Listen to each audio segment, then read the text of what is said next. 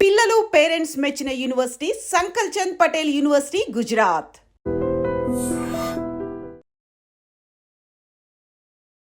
Visakha harbour లో ఒక్కసారిగా gas cylinder పేలటంతో తీవ్ర ప్రమాదం చోటు చేసుకుంది. ఈ ప్రమాదంలో ఇప్పటికే 5గురు మృతి చెందారు.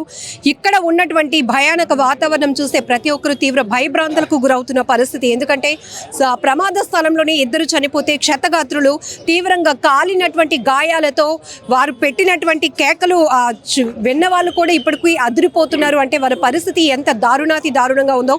ట్రీట్మెంట్ పొందుతూ కూడా మరొక 3 చనిపోయారు. మొత్తం ఈ ప్రమాదంలో ఇప్పటికే 5 చనిపోయినట్లు తెలుస్తోంది. ఇక్కడ ఉన్నటువంటి పరిస్థితులు కూడా మీరు చూస్తూ ఉన్నారు. సార్, ఏం జరిగింది అసలు? ఏ ప్రమాదానికి ప్రధాన కారణం ఏంటి? ఎన్ని గంటలకు మీకు ఇన్ఫర్మేషన్ వచ్చింది? 4:50 టైం సమయంలో వచ్చిందమ్మా మాకు రావడం. మేము వచ్చేసరికి ఇది బీభత్సం సృష్టించింది. ఆల్రెడీ ఈ బీభత్సం సృష్టించిన తర్వాత మాకు కాల్ చేశారు. మేము ఎన్నోసార్లు మా అధికారులు పెద్ద సార్లు అందరూ మాకు అవేర్నెస్ ప్రోగ్రామ్స్ పెట్టమంటారు. అవేర్నెస్ ప్రోగ్రామ్స్లో ఇలాంటివన్నీ చూపిస్తుంటాం. ఈ వంట గ్యాస్తోని చాలా ప్రమాదం, ఇది మన ఇంట్లో బాంబు పెట్టుకున్నట్టే అని మేము ఎన్నోసార్లు చెప్తుంటాం. కానీ ఇలాంటి వెల్డింగ్ షాపుల్లోని వాటిల్లోని మాకు కనిపిస్తుంటే మేము హెచ్చరిస్తుంటాం, ఇది కరెక్ట్ కాదయ్యా అని హెచ్చరించినా సరే ఎన్నిసార్లు మేము వచ్చేసరికి దాచేయడం అలాంటివి చేస్తుంటారు. అది కరెక్ట్ కాదు. ఇది సిలిండర్ వల్లే ఇది ఇంత పెద్ద ఆఘాతం జరిగింది. ఇది ఇప్పుడు ఇదే బిల్డింగ్లో కానీ జరిగితే చాలామంది చనిపోతారు. ఇప్పుడు ముక్కలు అయిపోయారు, పీసుగా మారిపోయారు మనుషులు. 3 గాయాలైంది. ఆల్రెడీ వాళ్ళకి పంపించాం, డెడ్ బాడీలను ఇప్పుడే పంపించాం. ఆల్రెడీ పీసులు అయిపోయారు. ఒక పీస్ అటువైపు అయిపోయింది, గోడ వెనక్కి వెళ్ళిపోయింది. ఆ పీస్ తీసుకొచ్చి మళ్ళీ ఇక్కడ తీసుకొచ్చి పెట్టాం. మీరు ఎప్పటికప్పుడు ఫైర్ డిపార్ట్మెంట్ నుంచి వారోత్సవాలు చేస్తూ ఉంటారు, అవేర్నెస్ క్యాంపెయిన్లు చేస్తూనే ఉంటారు. మీరే చెప్పారు ఇక్కడికి వచ్చినప్పటికీ జరగాల్సినటువంటి భయానక వాతావరణం మాకు కనిపించింది అని. ఇదే ఒక వాళ్ళ నివాస గృహాల్లో జరిగి ఉంటే కనుక దీన్ని ఊహించడం కూడా చాలా కష్టం. ఊహించడం అంటే ఇప్పుడు 4-5 ప్రాణాలే పోయింది అంటున్నాం.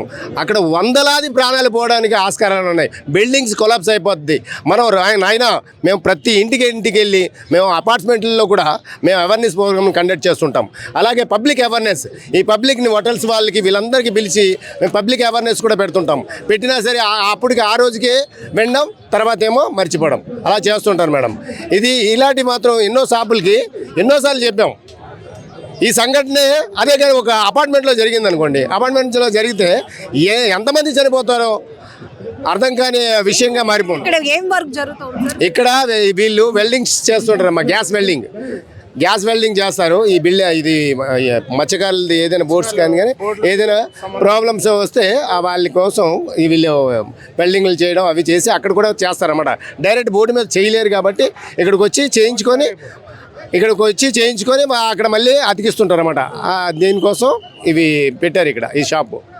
సుమారు ఎన్ని గంటల పాటు మీరు రెస్క్యూ చేసి ఈ పరిస్థితికైనా వచ్చింది? మీరు వచ్చినప్పుడు మేము వచ్చేటప్పటికి బీభత్సంగా ఉంది. పీసెస్ అయిపోయి ఉన్నారు. ఆ పీసెస్లన్నీ కట్టగట్టి ఆ రోడ్డు మీద పెట్టిన తర్వాత అంబులెన్స్ పిలిపించి సిలిండర్ ఒకటేమో మొత్తం అంటే దాంట్లోని కన్నం అయిపోయింది.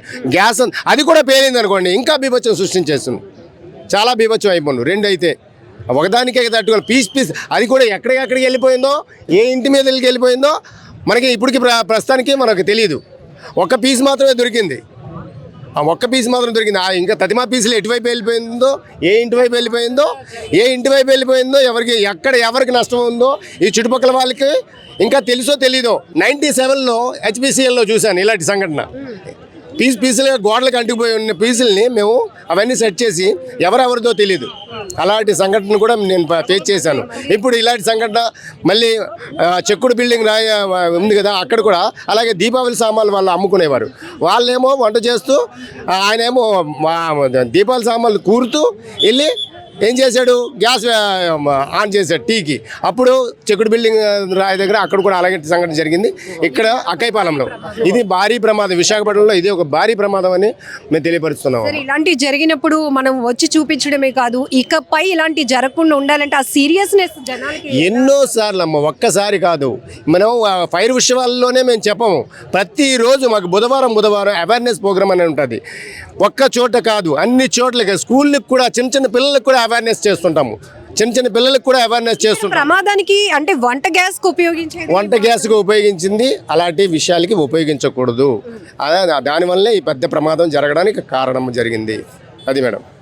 స్టేషన్ ఫైర్ ఆఫీసర్ రమణ గారు కూడా తీవ్ర ఆవేదనతో చెప్తున్న మాట ఏంటంటే అప్పుడెప్పుడో గతంలో చాలా ఏళ్ల క్రితం జరిగినటువంటి ప్రమాదాలు తీరు చూసాం. ఇప్పుడు అలాంటి భయానక వాతావరణం అయితే ఇక్కడ మళ్ళీ కనపడుతోంది. ఒక్కసారి ఆ జనాల్ని చూస్తుంటే ఈ భారీ పేలుడు శబ్దానికి ఎక్కడెక్కడో పరిసర ప్రాంతాల నుంచి కూడా పెద్ద ఎత్తున జనాభా వచ్చినటువంటి పరిస్థితులు కనపడుతోంది. ఎందుకంటే ఇలా ఈ గ్యాస్ సిలిండర్ ఏదైతే వంటకి ఉపయోగించేటటువంటి గ్యాస్ సిలిండర్లు ఇలా వీళ్ళు కమర్షియల్ ఆస్పెక్ట్లో జరుగుతున్నటువంటి వర్క్స్కి వెల్డింగ్ వర్క్స్కి ఉపయోగించడం వల్ల మేమైతే రైడ్ చేసినప్పుడు వీళ్ళు దాచిపెడతారు. కానీ ఇప్పుడు ప్రమాదం జరిగిన తీరు చూస్తుంటేనే చాలా బాధ అనిపిస్తోంది. ఎందుకంటే తునాతునకలైపోయినటువంటి పరిస్థితి. ఎంతమంది ఇందులో చనిపోయారో చెప్పడానికి కూడా కొంతమంది వ్యక్తుల శరీర భాగాలైతే ఎగిరిపడ్డాయి అని చెప్తున్నారు. ఇప్పుడు ఫైర్ ఆఫీసర్ ఐ డ్రీమ్తో మాట్లాడుతూ లైవ్లోనే ఇది బొటనవేలు, ఇది ఇంకొక శరీర భాగం ముక్కలుగా ఎగిరిపడ్డాయి. ఇక్కడ మీకు కనిపిస్తోంది ఈ వాల్ బ్యాక్ సైడ్ ఒక శరీర భాగం ఎగిరి పడితే దాన్ని వెతికి తీసుకొచ్చిన పరిస్థితి. అంత ఘోరంగా అంత దారుణంగా ఈ ప్రమాదం జరిగింది అని చెప్తున్నారు. ఇప్పటికైనా ఇలాంటి ప్రమాదాలు ఆగాలి అంటే ఖచ్చితంగా ప్రతి ఒక్కరూ ఒక అవేర్నెస్ కలిగి ఉండాలి. ఎందుకంటే ప్రమాదం అనేటప్పటికీ అక్కడ ఎంతమంది ప్రజలు ప్రాణాలు పోగొట్టుకోవాల్సిన పరిస్థితి. ఇప్పుడు ఫైర్ ఆఫీసరే చెప్తున్నారు ఇదే ప్రమాదం చుట్టూ ఉన్న జనావాసాల మధ్య జరిగితే వందలాదిగా మనుషుల ప్రాణాలు పోవడానికి కూడా అవకాశం ఉంటుంది. అలాంటిది ఇక్కడ హార్బర్కి సంబంధించినటువంటి బోట్స్ ఏవైతే ఉంటాయో వాటి వెల్డింగ్ వర్క్స్ ఇక్కడ జరుగుతూ ఉంటాయి. సో వంటకి ఉపయోగించే గ్యాస్ సిలిండర్లు ఇక్కడ ఉపయోగించడం అనేది ప్రమాదానికి పెద్ద కారణంగా తెలుస్తోంది. ఆల్రెడీ ఒక సిలిండర్ అయితే పూర్తిగా బ్లాస్ట్ అయింది. ఇంకొక సిలిండర్ కూడా బ్లాస్ట్ అయితే మాత్రం ఈ ప్రమాద తీవ్రత మరింత ఎక్కువగా ఉండేది అంటున్నారు. అలానే ఈ ప్రమాదంలో చిక్కుకొని తీవ్రమైన కాలిన గాయాలతో వారు పెట్టినటువంటి కేకలు, వాళ్ళు నడుచుకుంటూ కొంతమంది మమ్మల్ని కాపాడండి అంటూ ఆ మంటలు తట్టుకోలేక పెట్టినటువంటి కేకలు ప్రతి ఒక్కరిని తీవ్రంగా కలిసివేస్తున్నాయి అని చెప్పాలి. ఏదేమైనా హార్బర్లో ఈ ప్రమాదం ఒక్కసారిగా విశాఖపట్నాన్ని ఉలికిపాటుకు గురి చేస్తుందని చెప్పొచ్చు. క్షతగాత్రుల పరిస్థితి మరింత దయనీయంగా ఉంది. ట్రీట్మెంట్కి కూడా సహకరించే పరిస్థితి లేనట్టుగా అంత ఇంజూరియస్ కనపడుతున్నాయి. కాలినటువంటి గాయాలు ఇక్కడ మీరు ఒక్కసారి అబ్జర్వ్ చేస్తే మొత్తం చెక్కలు కాదు కదా, గోడలు కూడా మొత్తం ముక్కలైపోయినటువంటి పరిస్థితి. మరి మనిషి శరీరం ఎంత సెన్సిటివ్గా ఉంటుందో మనకు తెలుసు. ఈ ప్రమాద తీవ్రత, ఇక్కడ ఉన్నటువంటి భయానక వాతావరణ పరిస్థితులు చూస్తేనే ఈ ప్రమాదంలో చిక్కుకున్న వారి పరిస్థితి ఎలా ఉందో మనం అంచనా వేయొచ్చు. సో భారీగా ఫైర్ సిబ్బంది కూడా ఇమీడియట్గా ఇక్కడికి చేరుకొని గంటల కొద్ది రెస్క్యూ చేసి ఇక్కడైతే కనుక పరిస్థితిని చక్కదిద్దారు. క్షతగాత్రులను అయితే కేజీహెచ్కి ఇమీడియట్గా తరలించడం కూడా జరిగింది. బట్ ఈ ప్రమాదంతో ఒక్కసారిగా హార్బర్ పరిసర ప్రాంతాల నుంచి అయితే జనాభా పెద్ద ఎత్తున ఇక్కడికి చేరుకుని ఇలాంటి ప్రమాదాన్ని మేము ఎప్పుడు కూడా చూడలేదు, కళ్ళెదుటే ఇంకా ఆ భయానక పరిస్థితులు మాకు కనిపిస్తున్నాయి అంటున్నారు. సో జిల్లా యంత్రాంగం కూడా ఒక్కొక్కరుగా ముందుకు వస్తూ ప్రమాదం జరగటానికి కారణాలు ఏంటి, ఇక్కడ ఉన్నటువంటి పరిస్థితి ఏంటి అనేది కూడా మనకి పరిశీలిస్తున్నటువంటి దృశ్యాలు మీరు ఐ డ్రీమ్ మీడియా ఛానల్ పైన చూస్తూ ఉన్నారు. ఇక్కడ ఒక్కసారి అవేర్నెస్ అనేది ఖచ్చితంగా అవసరం. ఇక్కడ ప్రమాదం జరిగినటువంటి ప్లేస్లు మీరు ఒక్కసారి అబ్జర్వ్ చేస్తే కనుక తీవ్ర భయానక వాతావరణం ఇక్కడ కనపడతా ఉంది. సో ఇమీడియట్గా మేమైతే ఇక్కడికి ప్రమాదం జరిగినప్పుడు ఆ శబ్దానికి పరుగులు పెట్టి వచ్చాం మేడం అని చెప్తున్నారు కొంతమంది యువకులు. ఎందుకంటే హార్బర్లో ఇక్కడ బోట్లకు సంబంధించినటువంటి వర్క్స్ జరుగుతూ ఉంటాయి. సో గ్యాస్ కట్టర్ ఈ వర్క్స్ జరుగుతున్న టైంలోనే వంట గ్యాస్కి వినియోగించేటటువంటి సిలిండర్లు ఇక్కడ ఉపయోగిస్తున్నారు. దానివల్ల ప్రమాద తీవ్రత చాలా ఎక్కువగా జరిగింది అని కూడా చెప్పుకోవచ్చు. సో ఇక్కడ మొట్టమొదటిగా ప్రమాదం జరిగినప్పుడు పరిస్థితి ఏంటి, ఇక్కడ ఎలాంటి వర్క్స్ జరుగుతాయి, ఆ సమయంలో ఎంతమంది వర్క్ చేస్తున్నారు, ఈ డీటెయిల్స్ అన్ని తెలుసుకుందాం.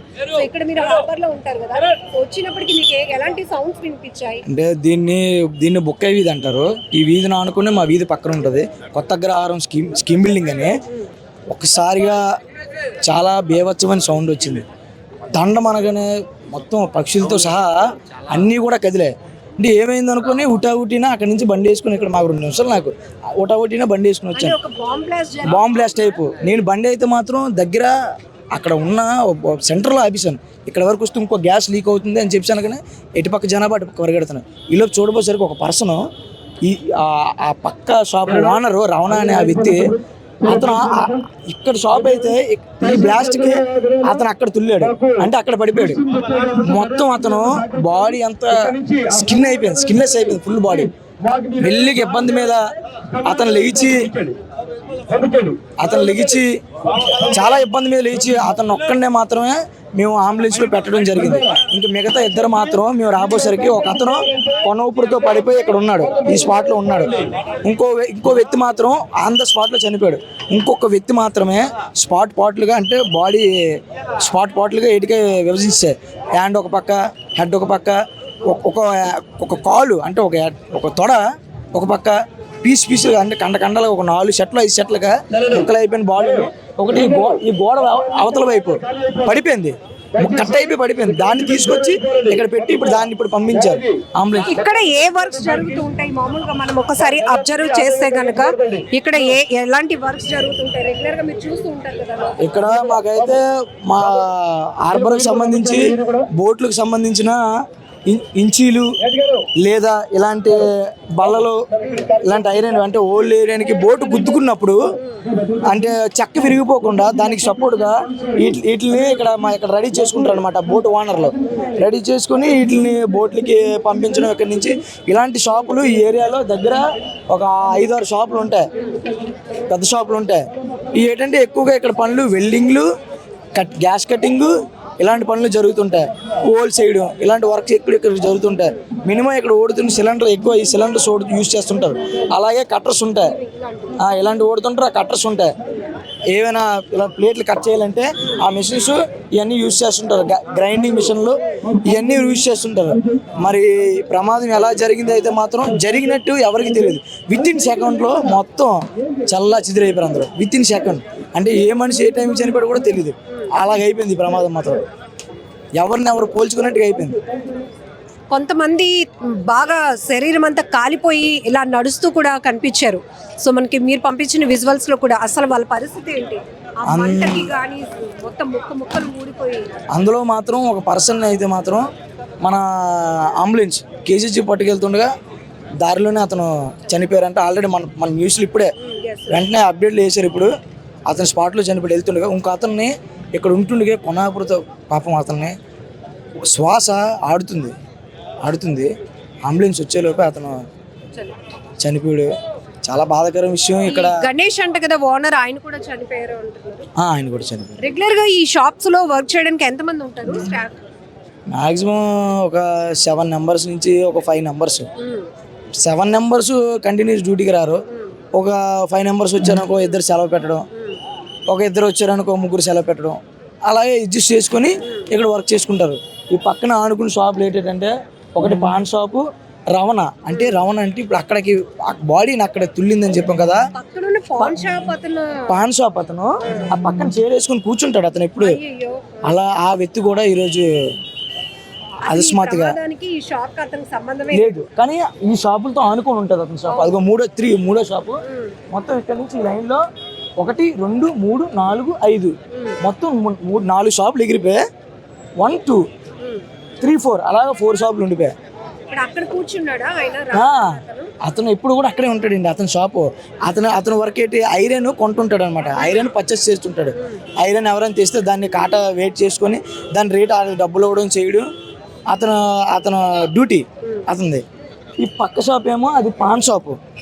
ఆ పక్కదేమో ఇది మనకి చివరిది ఇది ఫైవేర్, బోటుకు ఫైవేర్ కానీ ఏదైనా మరామతులు కానీ చేసే షాప్ ఇది. ఇదేమో మన ఇప్పుడు ప్రజెంట్ ఇప్పుడు మనకు జరిగింది కదా బోటుకి సంబంధించిన వెల్డింగ్ గ్యాస్ కటింగ్ కానీ ఇంకా ఇతర ఏవైనా బోటుకి సంబంధించిన ఏ సామాన్లు అయినా సరే ఇక్కడ నుంచి వాళ్ళు ఓనర్స్ అనేవారు ఎక్స్పోర్ట్ చేసుకోవడం చేస్తుంటారు. కానీ సంఘటన అయితే మాత్రం వితిన్ సెకండ్లో అసలు ఏ మనిషి ఎవరో గుర్తుపట్టలేనంతగా జరిగింది.